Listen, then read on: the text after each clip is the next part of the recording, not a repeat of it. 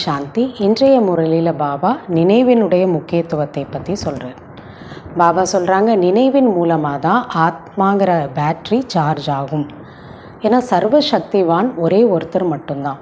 அவரை நினைக்கும் போது தான் ஆத்மாவில் சக்தி நிரம்புது. ஆத்மா அது மூலமாக தான் சதோ பிரதானமாக தூய்மையாக ஆகுது. ஆத்மா பதீத்தத்திலிருந்து பாவன நிலையை அடையுது. வேறு எதையுமே யாரையுமே நினைத்து நீங்கள் தூய்மையாக முடியாதுங்கிறார். அதனால தான் பாபா சொல்கிறாங்க, நீங்கள் பக்தியில் கூட அவிபச்சாரி பக்தி செய்தீங்க, ஒரே ஒருத்தரை நினச்சி, அப்புறம் விபச்சார பக்தி பலரையும் நினைக்கக்கூடிய பக்தியாக மாறிடுச்சு. ஆனால் பக்தியில் அவரை புரியாமல் நினச்சா கூட பலரையும் நினைக்கக்கூடிய நினைவு இருந்ததுனால ஆத்மா ரொம்ப கீழே தமோ பிரதானமாக தான் ஆகிவிட்டது. பக்தியில் நீங்கள் கடவுளை நினச்சும் சரி, மேலும் பக்தி செய்து செய்து பலவிதமான சாஸ்திரங்களை படித்து ஆத்மா ரொம்ப அழுக்கான நிலைக்கு தான் வந்துடுச்சுங்கிற. மேலும் பாபா சொல்கிறாங்க, யார் பாபாவினுடைய அன்பில் மூழ்கி இருக்காங்களோ அவங்களுடைய அடையாளம் என்ன? அவங்க பாபாவினுடைய ஒரு பார்வையிலே திருப்தி ஆகிடுவாங்க. ஏன்னா பாபாவோட பார்வை அவ்வளோ அன்பானது. அவர் அவ்வளோ அன்பு கடல். அவருடைய அந்த அன்பே ஆத்மாவிற்கு எல்லாத்தையுமே அடைந்ததனுடைய திருப்தியை ஏற்படுத்திவிடும். அதனால் அவங்க இந்த உலகத்தில் எந்த மனிதர்களோட அன்பிலும் அவங்க சிக்கிக்கொள்ள மாட்டார்கள். இந்த பொய்யான கண்டத்தில் பொய்யான மனிதர்கள் எந்த ஒரு அன்பையும் அவங்க ஈர்ப்பு அப்படிங்கிறத அவங்கள செய்ய முடியாது. மேலும் பாபா சொல்கிறாங்க, பாபாவினுடைய அன்பில் மூழ்கி இருக்கக்கூடியவங்க எல்லா விதமான பற்றுதல்லேருந்து விலகிடுவாங்க. இப்போ அவங்க மோகத்தை வென்றவர்களாக இருப்பாங்கங்கிற. பாபா சொல்கிறாங்க, பாபாவோட அன்பு இந்த பிறவிக்கு மட்டும் இல்லை, பல பிறவிக்கும் ஆத்மாவில் அது நிரம்பிடுது. அங்கே நீங்கள் எல்லாரு கூடயும் அன்பாக இருப்பீங்க. எங்கே சத்தியுகத்தில் எல்லாருக்கும் அன்பு கொடுப்பீங்க. அப்படிப்பட்ட அன்பானவர்களாக 2500 வருஷத்துக்கும் இருக்கக்கூடிய அன்பை பாபா இப்போ நிரப்பிடுறேங்கிற. பாபா சொல்கிறாங்க, இப்போ நீங்கள் படிக்கக்கூடிய இந்த படிப்பு தான் சோர்ஸ் ஆஃப் இன்கம், வருமானத்திற்கான ஆதாரமாக இருக்குது. பாபா ஒருத்தர் தான் படைப்பவர் படைப்பினுடைய ஞானத்தை சொல்லித்தராரு. இந்த உலகத்தில் வேறு எந்த மனிதர்களும் அதை கற்றுக் கொடுக்க முடியாது. தானே இங்கே வந்து தான் அவரை பற்றியும் படைப்பை பற்றியும் சொல்கிறார். பாபா சொல்கிறாரு, அதனால தான் அவர் ஞானேஸ்வர். இதை கற்றுக் கொடுத்து நம்மளை ராஜராஜேஸ்வராக ஆக்குறார். அப்படின்னா ராஜா ஆக்குறார். அதனால தான் இந்த யோகத்தின் பெயர் ராஜயோகம்னு சொல்லப்படுதுங்கிற. மேலும் பாபா சொல்கிறாங்க, இப்போ நீங்கள் உலக அதிசயமான சொர்க்கத்திற்கு அதிபதியாக அவங்கள நான் மாற்றுறேன். உலகத்தில் சொர்க்கம் பாரடைஸ்ன்னு சொல்கிறாங்க, ஆனால் அதை பற்றி அவங்களுக்கு தெரியாது. எங்கே இருக்குன்னு கூட தெரியாது. யார் அதை படைக்கிறாங்கன்னு தெரியாது. அவங்க 7 அதிசயங்கள்னு வேறு உலகத்தில் சாதாரண விஷயத்தை அவ்வளோ அதிசயமாக சொல்கிறாங்க. ஆனால் உலகத்தின் அதிசயம் சொர்க்கம் மட்டும்தான்னு சொல்கிறாரு பாபா. அதை நான் படைத்து உங்களை நான் அதுக்கு அதிபதியாக ஆக்கிறேன். அப்போ அப்படிப்பட்ட அப்பாவை நீங்கள் எவ்வளவு நினைவு செய்யணுங்கிறார். அதனால் நினைவு யாத்திரையில் ஒரு பொழுதும் நீங்கள் கவனக்குறைவாக இருக்கக்கூடாது. நிரந்தரமாக என்னை நீங்கள் நினைவு செய்யணும். உங்கள் புத்தி யோகத்தை இந்த பழைய உலகத்திலிருந்து விலக்கிட்டு என்னை மட்டுமே நீங்கள் நினைவு செய்ய வேண்டும்ங்கிறத பாபா சொல்கிறாங்க. வாங்க பாபா சொல்லக்கூடிய முழுமையான முரளியை கேட்கலாம். ஓம் சாந்தி. 5/7/2024 காலை முரளி பாப்தாதா மதுபன். இனிமையான குழந்தைகளே, நினைவின் மூலம்தான் பேட்டரி சார்ஜ் ஆகும், சக்தி கிடைக்கும், ஆத்மா சதோ பிரதானமாகும். அதனால் நினைவு யாத்திரையின் மீது முக்கியமான கவனம் செலுத்துங்கள். கேள்வி: எந்த குழந்தைகளின் அன்பு ஒரு பாபாவிடம் இருக்குமோ அவர்களின் அடையாளம் என்னவாக இருக்கும்? பதில்: ஒரு பாபாவிடம் அன்பு இருக்குமானால் பாபாவின் பார்வை அவர்களை முழு திருப்தி அடைய செய்துவிடும். அவர்கள் முழு பற்றற்ற நிலையில் இருப்பார்கள்.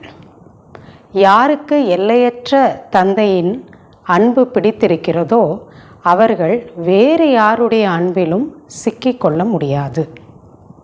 அவர்களின் புத்தி பொய்யான கண்டத்தின் பொய்யான மனிதர்களிடமிருந்து விடுபட்டிருக்கும். பாபா உங்களுக்கு அத்தகைய ஒரு அன்பை தருகிறார்.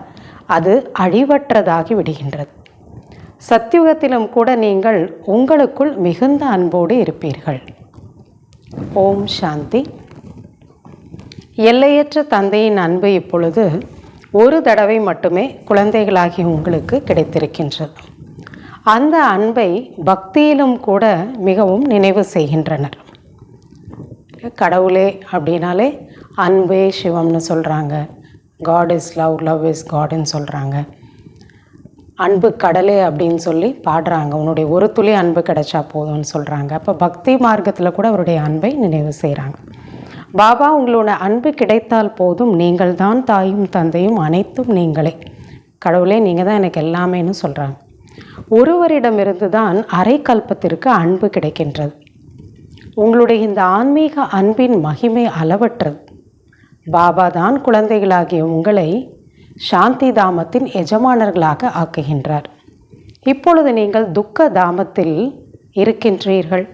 அசாந்தியிலும் துக்கத்திலும் அனைவரும் கூக்குரலிட்டு கொண்டிருக்கின்றனர். கடவுளே, பகவானே அப்படின்னு அவர் கூப்பிடுறாங்க. ஆதரவு அளிக்கக்கூடியவர் வேறு யாருமே இல்லை. அதனால் பக்தி மார்க்கத்தில் அவரை தான் நினைவு செய்கின்றனர். ஆனால் விதிமுறைப்படி பக்திக்கும் அரை கல்பமான சமயம் உள்ளது. 2500 வருஷம் பக்தி தான் நடக்கணும் அப்படிங்கிறதும் ட்ராமாவில் நிச்சயிக்கப்பட்டிருக்கு. இதுவோ குழந்தைகளுக்கு புரிய வைக்கப்பட்டுள்ளது. பாபா உள்ளுக்குள் இருப்பதையெல்லாம் அறிந்து கொள்பவர் என்பது கிடையாது. அந்தர்யாமி, நம்ம என்னெல்லாம் நினைக்கிறோமோ ஒவ்வொரு நொடியும் அதெல்லாம் அவர் பார்த்துட்டே இருக்கார். அப்படி கிடையாது. பாபா அனைவரின் மனதின் விஷயங்களை அறிந்து கொள்ள வேண்டிய அவசியம் எதுவும் இல்லை. அதற்காக மனதில் எழும் எண்ணங்களை அறிபவர்கள் இருக்கிறார்கள். தாட் ரீடர்ஸ் அப்படின்னு சொல்கிறாங்க. மற்றவங்கள பார்த்தா அவங்க என்ன நினைக்கிறாங்கன்னு புரிஞ்சுக்கிறவங்க. அந்த மாதிரி மனிதர்களும் இந்த உலகத்தில் இருக்காங்க. அவர்களும் இந்த கலையை கற்றுக்கொள்கின்றனர். இங்கே அந்த விஷயம் கிடையாது. இங்கே பாபா அதுக்கெல்லாம் நமக்கு சொல்லிக் கொடுக்கறதில்ல. அவரும் அப்படி பண்ணுறதில்ல, நமக்கும் அப்படி சொல்லிக் கொடுக்கறதில்ல. தந்தை வருகிறார். தந்தை மற்றும் குழந்தைகள் தான் இந்த பாகம் முழுவதையும் நடிக்கின்றனர். முழு சிருஷ்டியிலேயும் நடிக்கக்கூடியவர்கள் நாம தான்.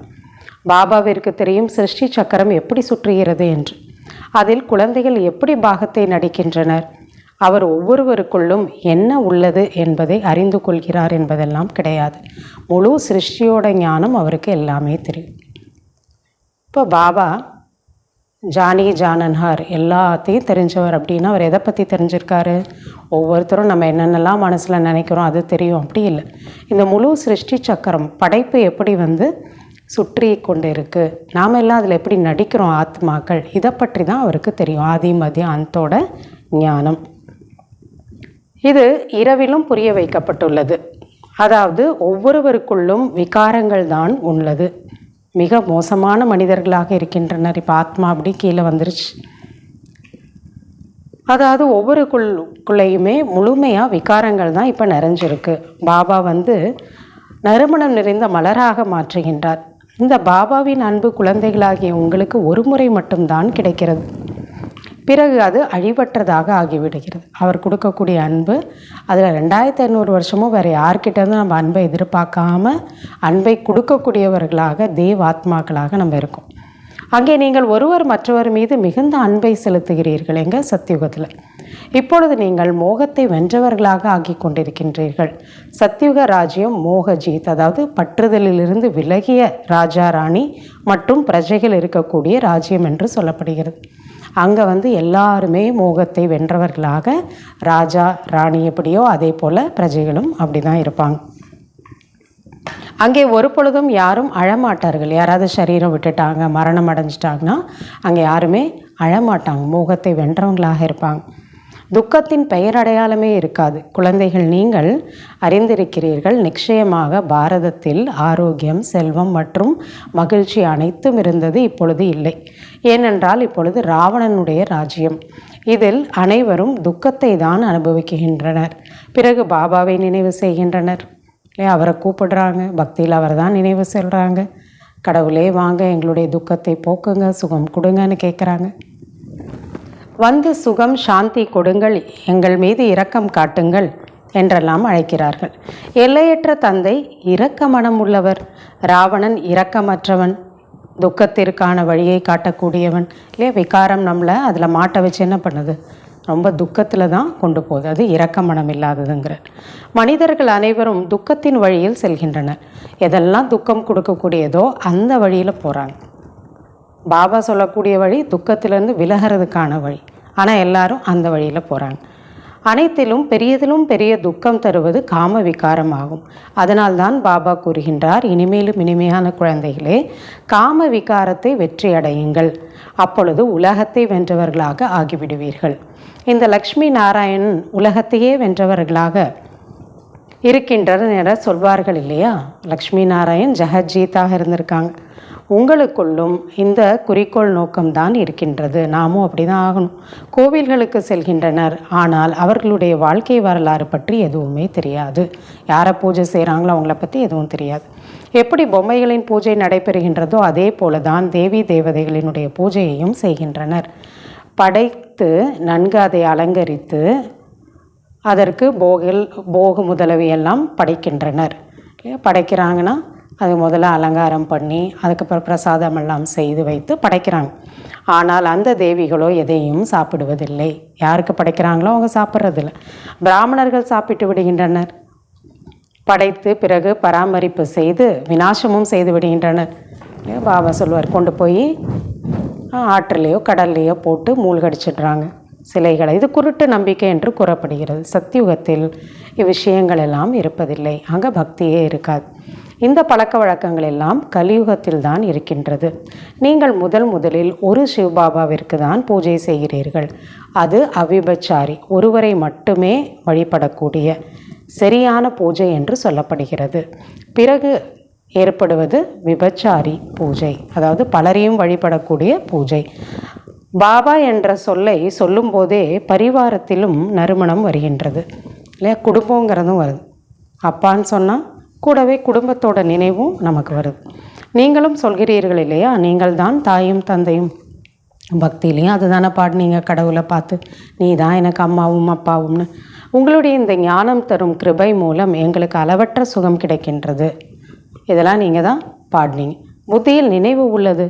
அதனால தான் நம்ம அவரை பற்றி அப்படியெல்லாம் பாடினோம். நாம் முதலில் மூலவதனத்தில் இருந்தோம். அங்கிருந்து இங்கே நம்முடைய பாத்திரத்தை ஏற்று நடிப்பதற்காக வந்திருக்கின்றோம். முதலில் நாம் தெய்வீக ஆடை, அதாவது தெய்வீக சரீரத்தை எடுத்துக்கொள்கின்றோம். தேவாத்மாவோட சதோ பிரதானமான உடல், அதாவது தேவதைகள் என சொல்லிக் கொள்கின்றோம். பிறகு சத்திரியன், வைஷ்யன், சூத்ரன் என்ற வர்ணத்தில் வந்து வெவ்வேறு பாத்திரங்களை நடிக்கின்றோம். நீங்கள் முதலில் இவ்விஷயங்களை எல்லாம் அறிந்திருக்கவில்லை. இப்பொழுது பாபா வந்து முதல் இடை கடையின் ஞானத்தை குழந்தைகளாகிய உங்களுக்கு தந்திருக்கின்றார். தன்னை பற்றிய ஞானத்தை இப்பொழுது கூறுகின்றார். நான் இந்த உடலில் பிரவேசிக்கின்றேன் அப்படிங்கிறார். யாரோட உடலில்? பிரம்மாவோட உடலில். இவர் தன்னுடைய 84 பிறவிகளை பற்றி அறிந்திருக்கவில்லை. அவருக்கே தன்னுடைய பிறவியை பற்றி தெரியாது. நீங்களும் அறிந்திருக்கவில்லை. நமக்கும் நம்மளுடைய பிறவியை பற்றி தெரியாது. ஷியாம் சுந்தர் பற்றிய ரகசியம் புரிய வைக்கப்பட்டுள்ளது. ஒவ்வொரு ஆத்மாவும் என்ன ஆகுறாங்க? ஷியாமு, அதாவது கருப்பாகிறாங்க, சுந்தர் வெண்மையாகிறாங்க. கிருஷ்ணனும் அப்படி தான். கிருஷ்ணாத்மாவும் கருப்பாயிடுறாரு, திரும்ப வெண்மையாகிறார். இப்போ கிருஷ்ணருக்கே அந்த மாதிரி பேர் சொல்கிறாங்க. இதெல்லாம் உங்களுக்கு தான் தெரியும். இந்த ஸ்ரீகிருஷ்ணர் புது உலகத்தில் முதல் இளவரசன் மற்றும் ராதை 2ஆம் நம்பரில் இருக்கக்கூடியவர். சில வருடங்களில் வித்தியாசம் என்பது ஏற்படுகிறது. சிருஷ்டியின் ஆரம்பத்தில் இவர் முதல் நம்பர் என்று சொல்லப்படுகிறார். அதனால்தான் கிருஷ்ணன் மீது அனைவருக்கும் அன்பு என்பது இருக்கின்றது. இவர்தான் ஷியாம் என்றும் சுந்தர் என்றும் சொல்லப்படுகிறார். கருப்பாக இருந்தார், அப்புறம் வெண்மையாயிட்டார். சொர்க்கத்திலோ அனைவரும் சுந்தராகவே இருந்தனர். எல்லாருமே நம்ம தூய்மையாக அழகாக இருந்தோம். இப்பொழுது சொர்க்கம் எங்கே இருக்கின்றது? சக்கரம் சுற்றி கொண்டே இருக்கின்றதல்லவா இல்லையா? அப்போ மாறிடுச்சு. சக்கரம் சுற்றுதுன்னா அந்த காலம் கடந்து போயிடுச்சு. சமுத்திரத்தின் கீழே சென்று விட்டது என்பதெல்லாம் கிடையாது. சொர்க்கம்னா என்ன சொல்லிட்டாங்க? தங்க துவாரகை கடலுக்கு அடியில் போயிடுச்சுன்னு. ஆனால் அப்படியெல்லாம் இல்லைங்கிறார் பாபா. இந்த காலச்சக்கரம் சுற்றி அந்த ஒரு காலம் முடிஞ்சிடுச்சு, மீண்டும் அது வரப்போகுது. எப்படி இலங்கை துவாரகை கீழே சென்று விட்டதாக சொல்கின்றார்? அப்படியெல்லாம் இல்லை. இந்த சக்கரம் சுற்றுகின்றது இல்லையா? காலச்சக்கரம் சுற்றுகின்றது. இந்த சக்கரத்தை அறிந்து கொள்வதன் மூலம் நீங்கள் சக்கரவர்த்தி, மகாராஜா, மகாராணியாக உலகத்தின் எஜமானர்களாக ஆகின்றீர்கள். பிரஜைகளும் கூட தன்னை எஜமானன் என புரிந்து கொண்டுள்ளார்கள் இல்லவா? சொர்க்கம்னா அங்கே எல்லாருமே இது நம்முடைய உலகம் சொல்லுவாங்க. இது லக்ஷ்மி நாராயணோட ராஜ்யம், அவங்க உலகம் சொல்ல மாட்டாங்க. எல்லாருக்குமே என்னுடைய உலகம்தான் அவங்களுக்கு இருக்கும். பாரதம் என்ற பெயர் உள்ளது. இந்துஸ்தான் என்ற பெயர் தவறாக இருக்கின்றது. உண்மையில் ஆதி சனாதன தேவி தேவதா தர்மம்தான். உண்மையில் என்ன சொல்லணும்? ஆதி சனாதன தேவி தேவதா தர்மம். ஆனால் தர்ம பிரஷ்டம், கர்ம பிரஷ்டம், அதாவது ரொம்ப தாழ்ந்து போன நிலையினால் தங்களை தேவதா என்று சொல்லிக்கொள்ள முடிவதில்லை. இதுவும் டிராமாவில் நிச்சயிக்கப்பட்டிருக்கின்றது. இல்லையென்றால் பாபா எப்படி வந்து மீண்டும் தேவி தேவதா தர்மத்தை ஸ்தாபனை செய்வது? முன்பு உங்களுக்கும் கூட இந்த அனைத்து விஷயங்களை பற்றியும் தெரியாமல் தான் இருந்தது. இப்பொழுது பாபா இதை அனைத்தும் புரிய வைக்கின்றார். அப்படிப்பட்ட இனிமையான பாபா, அவரையும் நீங்கள் மறந்து விடுகிறீர்கள். அனைவரை காட்டிலும் இனிமையானவர் பாபா இல்லையா? மற்றபடி ராவண ராஜ்யத்தில் உங்களுக்கு அனைவரும் துக்கம் தருகின்றவர்களாக இருக்கின்றார்கள். அதனால் எல்லையற்ற தந்தையை அனைவருமே நினைவு செய்கின்றனர்.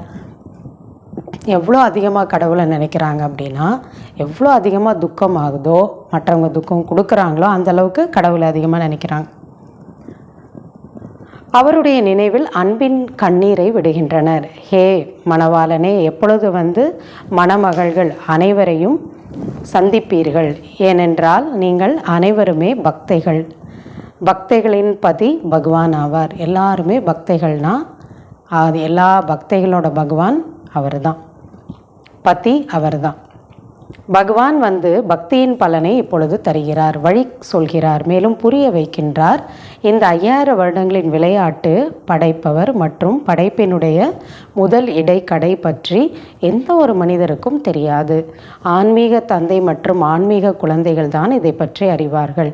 எந்த ஒரு மனிதரும் இதை பற்றி அறிந்திருக்கவில்லை. தேவதைகளுக்கும் தெரியாது. இந்த ஆன்மீக தந்தை தான் இதை நமக்கு கூறுகின்றார். அவர் தன்னுடைய குழந்தைகளுக்கு புரிய வைக்கின்றார்.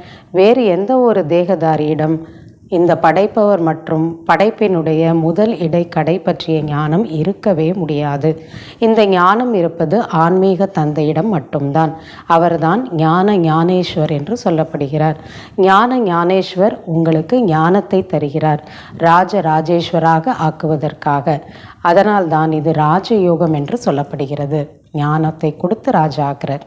மற்றபடி அது அனைத்துமே ஹடயோகமாக இருக்கின்றது. ஹடயோகிகளின் சித்திரங்கள் கூட அதிகம் இருக்கின்றன. சந்நியாசிகள் எப்பொழுது வருகின்றாரோ அப்பொழுது அவர்கள் வந்து ஹடயோகத்தை கற்றுக் கொடுக்கின்றனர். பலவிதமான உடல் மூலமாக செய்யக்கூடிய பயிற்சிகளை சொல்லித்தராங்க. அதிக விருத்தியானதும் ஹடயோகம் கற்பிக்கின்றனர். பாபா புரிய வைத்துள்ளார், நான் வருவதே சங்கம யுகத்தில்தான். வந்து ராஜ்யத்தை நான் ஸ்தாபனை செய்கின்றேன். ஸ்தாபனை இங்கே தான் செய்கின்றேன். சொர்க்கத்தை இங்கே தான் படைக்கிறார், மேலே கிடையாது. சத்தியுகத்தில் படைப்பதில்லை. இங்கே கலியுகத்தில் வந்து தான் நான் வந்து சொர்க்கத்தை படைக்கிறேனே ஒழிய சத்தியுகத்தில் வந்து சத்தியுகத்தை படைக்கிறதில்ல. அதுக்கு முன்னாடி யுகத்தில் தான் வரேங்கிறார். சத்தியுக ஆரம்பத்திலோ ராஜ்யம் இருக்கும் என்றால் நிச்சயம் சங்கம யுகத்தில் தான் ஸ்தாபனை ஆகும். இங்கே கலியுகத்தில் அனைவரும் பூஜாரிகளாக இருக்கின்றனர். சத்தியுகத்தில் அனைவரும் பூஜிக்கத்தக்கவர்களாக இருக்கின்றனர். பாபா பூஜைக்குரியவர்களாக உங்களை மாற்றுகிறார். பூஜாரியாக ஆக்குபவர் ராவணன். நம்ம எல்லாத்தையும் பூஜாரியாக்குறது ராவணன். இவை அனைத்தையும் அறிந்து கொள்ள வேண்டும் இல்லையா? இது உயர்ந்ததிலும் உயர்ந்த படிப்பு.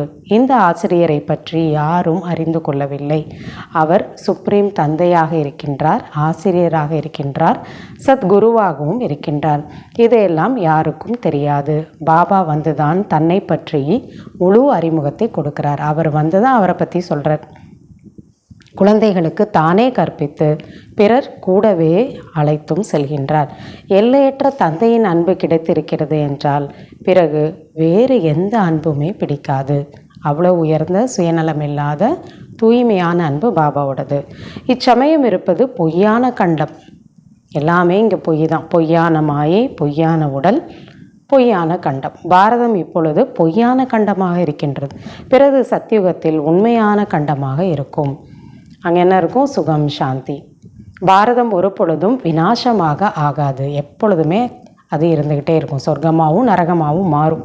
இது அனைத்திலும் பெரியதிலும் பெரிய தீர்த்தஸ்தலமாகும் இது பாரதம். ஏன்னா பகவான் வரக்கூடிய இடம். இங்கே எல்லையற்ற தந்தை அமர்ந்து குழந்தைகளுக்கு சிருஷ்டியினுடைய முதல் இடைக்கடையின் ரகசியத்தை புரிய வைக்கிறார். மேலும் அனைவருக்கும் சத்கதியை கொடுக்கிறார். இது மிகப்பெரிய தீர்த்தஸ்தலம் என்று சொல்லப்படுகிறது. பாரதத்தின் மகிமை அளவற்றது. ஆனால் இதையும் நீங்கள் புரிய வைக்க முடியும். பாரதம் என்பது உலகத்தின் அதிசயமாக இருக்கின்றது. ஏன்னா சொர்க்கமாக இருந்தது. அவை மாயாவின் 7 அதிசயங்கள். உலகத்தில் 7 அதிசயம்னு சொல்கிறாங்களே, அது மாயாவோடதுங்கிற. ஈஸ்வரனுடைய அதிசயம் ஒன்றுதான், அதுதான் சத்யுகம், சொர்க்கம். பாபா ஒருவர், அவருடைய அற்புதமான சொர்க்கமும் ஒன்றுதான். அதைத்தான் ஹெவன், பாரடைஸ் என்றெல்லாம் சொல்கின்றனர். உண்மையிலும் உண்மையான பெயர் சொர்க்கம் என்று ஒன்றுதான் இருக்கின்றது. இது நரகமாகும். பாபா இது என்ன சொல்கிறாரு? சொர்க்கம்ங்கிற. சக்கரம் முழுவதையும் பிராமணர்களாகிய நீங்கள் தான் சுற்றி வருகிறீர்கள். 4 யுகத்திலையும் வரீங்க. நாம் தான் பிராமணர்களாக இருந்தோம், பிறகு நாம் தான் தேவதைகளாக ஆகின்றோம். உயரும் கலை, இறங்கும் கலை. உங்களுக்கு உயரும் கலை என்றால் அனைவருக்கும் இதில் நன்மை ஏற்படுகின்றது. நீங்கள் உயர்வானீங்கன்னா உலகமே உயர்வாயிடும். உலகத்தில் சாந்தியும் வேண்டும், சுகமும் வேண்டும். துக்கத்தின் பெயர் இருக்கக்கூடாது என்று பாரதவாசிகள் தான் விரும்புகின்றனர். அது ஈஸ்வரிய ராஜ்யம் என்று கூறப்படுகிறது. சத்தியுகம் என ஈஸ்வரனால் படைக்கப்பட்ட ராஜ்யம்.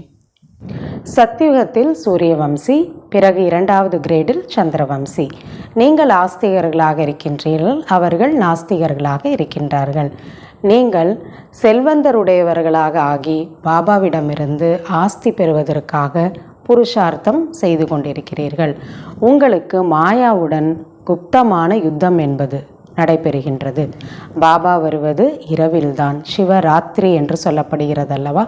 ஆனால் சிவனுடைய ராத்திரி என்பதன் அர்த்தத்தை கூட அவர்கள் புரிந்து கொள்வதில்லை. எங்க பக்தியில் பிரம்மாவின் இரவு முடிவடைகிறது, பகல் ஆரம்பமாகின்றது.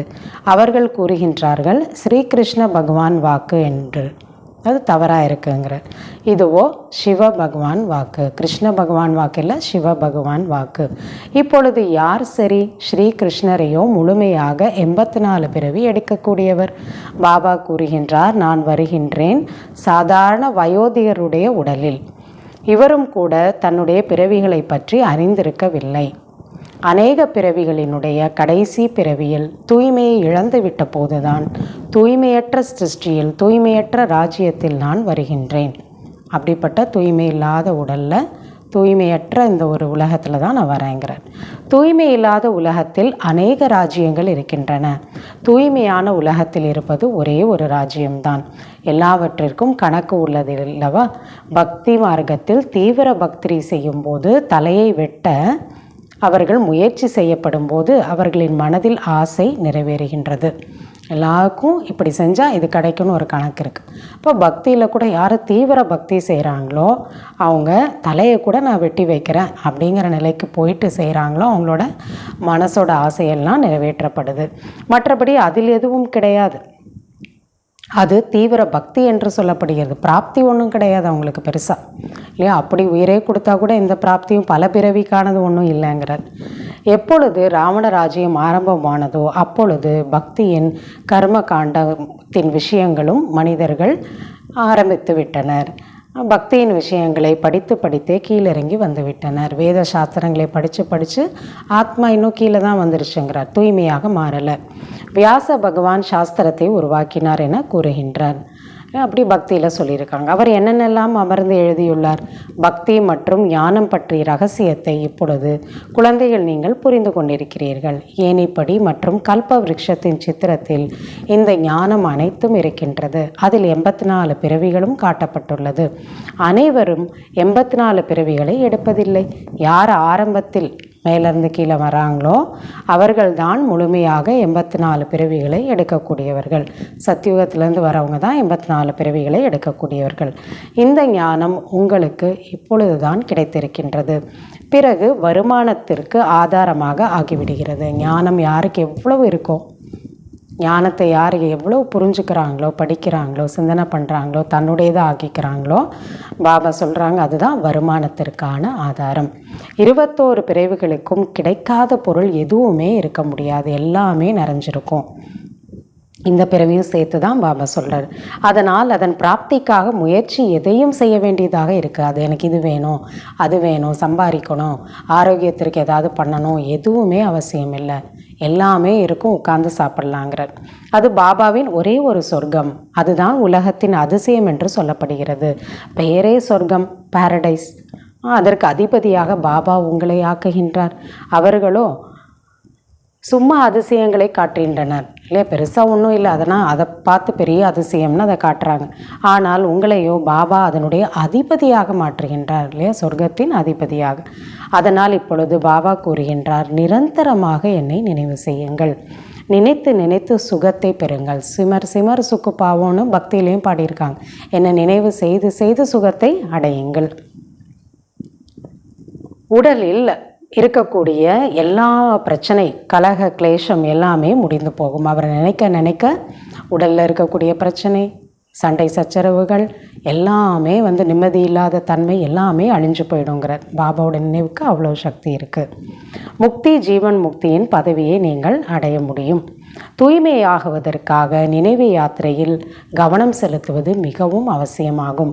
மன்மனாபவ நிலையில் இருந்தால் அந்தமதி சோகதி, அதாவது கடைசியில் எந்த நிலையில் சரீரத்தை விடுகிறோமோ அதே போல தான் மறுபிறவி தொடங்கும். கதி என சொல்லப்படுகிறது. கதி என்று எதுக்கு சொல்கிறோம்? சாந்திதாம். சத்கதி ஏற்படுவது பாபா சொல்கிறாங்க சுகதாமுக்கு போகிறது. அந்த சத்கதி இப்பொழுது தான் ஏற்படுகிறது. சத்கதிக்கு நேர் எதிரானது துர்கதி ஆகும். எல்லாரும் துர்கதியில் இருக்கீங்க, அப்புறம் சத்கதிக்கு போகிறீங்க. இப்பொழுது நீங்கள் தந்தையையும் படைப்பினுடைய முதல் இடை கடையின் ரகசியத்தையும் அறிந்து கொண்டுள்ளீர்கள். உங்களுக்கு பாபாவின் அன்பு கிடைத்திருக்கின்றது. பாபா பார்வையிலேயே முழு திருப்தி அடைந்தவராக செய்து விடுகிறார். பாபா பார்த்தாலே போதும், ஆத்மா என்ன ஆகிடும், எல்லாத்தையுமே அடைஞ்சதினுடைய ஒரு திருப்தி ஏற்பட்டுவிடும். எல்லோருடைய முன்பாக தான் ஞானத்தை சொல்வார் இல்லையா, இதில் பிரேரணையின் விஷயம் எதுவும் கிடையாது. மேலே உட்காந்துட்டு டச் பண்ணுறதெல்லாம் கிடையாது. பாபா தான் நேராக புரிய வைக்கிறார். ஒரு உடலில் நம்ம கூட பேசி தான் புரிய வைக்கிறார். பாபா கட்டளை இடுகிறார், இதுபோல் நினைவு செய்வதன் மூலம் உங்களுக்கு சக்தி கிடைக்கும். எப்படி பேட்டரி சார்ஜ் ஆகிறது இல்லையா, அதே போல் தான் அவர் நினச்சா ஆத்மாவோட பேட்டரி சார்ஜ் ஆகும். இப்பொழுது சர்வசக்திவான் பாபாவிடம் புத்தி யோகத்தை ஈடுபடுத்துவதன் மூலம் நீங்கள் தமோ பிரதான நிலையிலிருந்து சதோ பிரதானமாக ஆகிவிடுவீர்கள். பேட்டரி சார்ஜ் ஆகிவிடும். பாபா தான் அனைவரினுடைய பேட்டரியையும் சார்ஜ் செய்கிறார், சக்தி நிறைந்ததாக மாற்றுறாரு. பக்தியில் யாருடைய பேட்டரியும் சார்ஜ் ஆகவே இல்லை, எவ்வளோ பண்ணாலும் டிஸ்சார்ஜ் தான் ஆச்சு. ஒரு பாபா தான் சார்ஜ் செய்கிறார். சர்வசக்திவான் பாபா மட்டுமே. இந்த இனிமேலும் இனிமையான விஷயங்களை பாபா தான் அமர்ந்து புரிய வைக்கிறார். அந்த பக்தியின் சாஸ்திரங்களையோ ஜென்ம ஜென்மாங்களாக படித்தே வந்தீர்கள். இப்பொழுது பாபா அனைத்து தர்மங்களை சேர்ந்தவர்களுக்காகவும் ஒரே ஒரு விஷயத்தை தான் கூறுகின்றார். ஒரு பிறவியில் கேட்டு நம்ம கதி சத்கதி அடைஞ்சிடும். ஆனால் பல பிறவிகளாக நம்ம பக்தியில் என்னெல்லாம் படித்தோமோ ஆனால் படித்து கீழே தான் வந்துட்டோம்.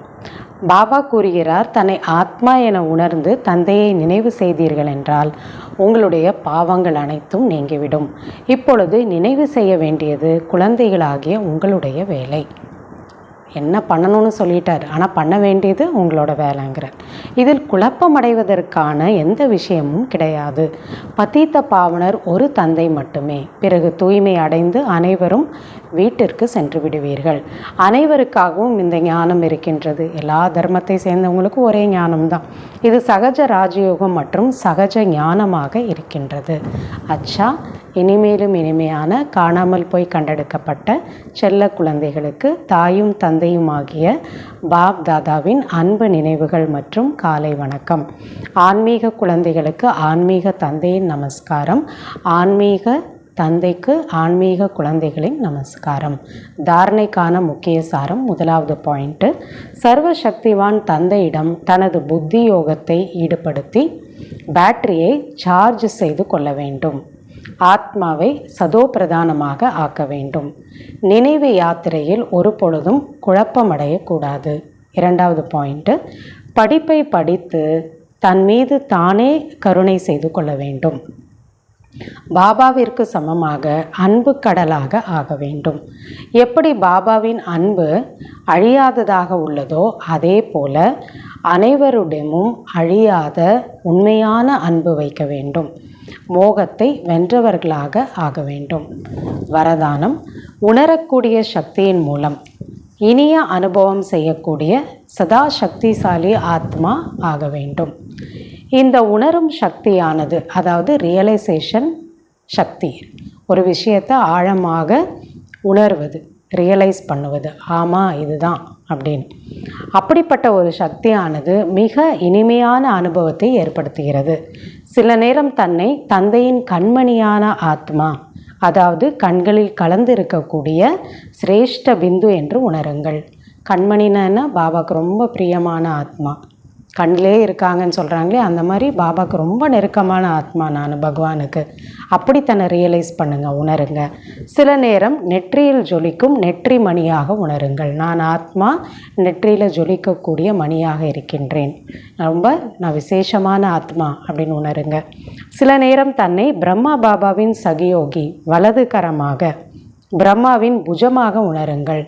பிரம்மா எவ்வளோ பெரியவர், உலகத்தில் சிருஷ்டியின் படைப்பவர்னு சொல்லப்படுறார் அவர் பக்தியில் கூட. அவருடைய ஒரு புஜமாக நான் இருக்கின்றேன், அவருடைய வலது கரமாக நான் இருக்கேன் அப்படின்னு தன்னை ரியலைஸ் பண்ணுங்க, உணருங்க. சில நேரம் அவ்வியக்த ஃபரிஷ்தா ஸ்வரூபத்தை உணருங்கள். நான் ரொம்ப தூய்மையான ஃபரிஷ்தான்னு உணருங்க. இந்த உணரக்கூடிய சக்தியை அதிகப்படுத்தும் பொழுது சக்திசாலியாக ஆகிவிடுவீர்கள். இப்போ எந்த ஒரு நிலையும் நம்ம அனுபவம் செய்யணும்னா அதுக்கு ரொம்ப ஆழமான அந்த ரியலைசேஷன் சக்தி வேணும், ரியலைசேஷன் பவர் வேணும். இதுதான் நான், இந்த ஸ்வரூபம் தான் நான். அப்போ அதை அதிகப்படுத்தினீங்கன்னா ரொம்ப சக்திசாலி ஆகிடுவீங்க. பிறகு சிறிய கரையும் கூட தெளிவாக தென்படும். யாருக்கு ரியலைசேஷன் பவர் இருக்கோ தனக்குள்ளே இருக்கக்கூடிய சின்ன ஒரு குறை கூட அவங்களுக்கு தெரிஞ்சிடும். பிறகு அதை மாற்றிக்கொள்வீர்கள். தெரிஞ்சிருச்சு அப்படின்னா என்ன பண்ணுவோம், நம்ம சேஞ்சும் பண்ணிக்க முடியுங்கிற ஸ்லோகன். அனைவரின் உள்ளபூர்வமான ஆசீர்வாதம் பெற்றுக்கொண்டே இருந்தால் உங்களது முயற்சி எளிதாகிவிடும். பாபா எப்பயுமே சொல்லுவார், ஆசீர்வாதங்கள்ங்கிறது ஒரு லிஃப்ட் மாதிரி, ரொம்ப சீக்கிரமாக அது உங்களை உயர்வான நிலைக்கு கொண்டு போயிடும். குறைவான முயற்சியில் ரொம்ப உயர்ந்த நிலைக்கு போயிடுவீங்க. அதுக்கு எல்லாருடைய மனதால் ஆசீர்வாதத்தை நீங்கள் சம்பாதிக்கணுங்கிற. அச்சா. ஓம் சாந்தி.